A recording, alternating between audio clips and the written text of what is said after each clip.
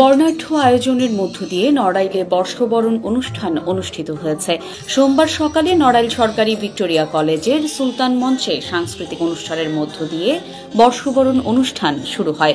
অনুষ্ঠানে প্রধান অতিথি হিসেবে উপস্থিত ছিলেন নড়াইলের জেলা প্রশাসক শারমিন আক্তার জাহান।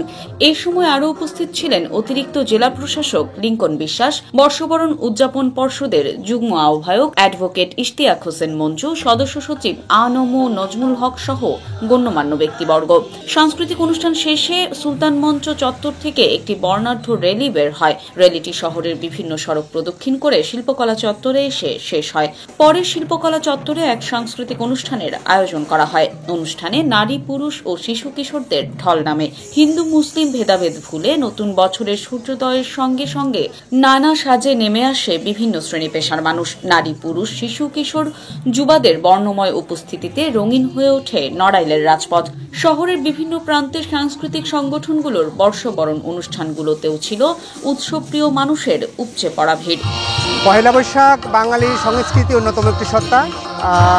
এটা প্রতি বছর আমরা বাংলা পঞ্জিকা অনুযায়ী বছরে বাংলা বছর প্রথম দিন পহেলা বৈশাখটাকে পালন করি। পহেলা বৈশাখ বাঙালি সংস্কৃতির একটা অনেক বড় জায়গা, যেটা নিয়ে বাংলা সংস্কৃতির লড়াই করি আমরা। পহেলা বৈশাখ, আর সেই পহেলা বৈশাখে অনেক আমরা সারা বছরই অপেক্ষা করি এই দিনটার জন্য। আমরা খুব ভোরে আসছি, দেখছেন যে অনেকেই আসছে। আমি নড়াইলের সন্তান, আমাদের নড়াইলের ছোটবেলা থেকে আমি এই অনুষ্ঠানে দেখে আসছি এবং আমরা সকল কর্মকাণ্ডের সাথে সবসময়ই জড়িত। ছোটবেলায় যেমন আনন্দ করতাম, উৎসবটা আনন্দমুখর ছিল সকলের জন্য, এখনও তেমনই আছে। আমাদের নড়াইল ক্রীড়া সংস্কৃতি, মুক্তিযুদ্ধ এবং চিত্রারকলে নড়াইল সমৃদ্ধ সেভাবেই আছে, আগামীতেও এরকমই থাকবে। সবাইকে শুভ নববর্ষ।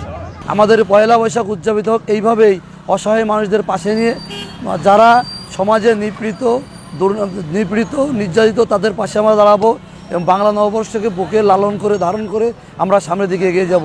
আমাদের পহেলা বৈশাখের পালনের মূল উদ্দেশ্য হচ্ছে আমাদের নিজস্ব সংস্কৃতি উপস্থাপন করা, এটা মঙ্গল কামনা করা যে আমাদের সমাজ, রাষ্ট্র, পরিবার যেন মঙ্গলময় হোক, দেশের উন্নয়ন হোক, সমাজের উন্নয়ন হোক, পরিবারের উন্নয়ন হোক।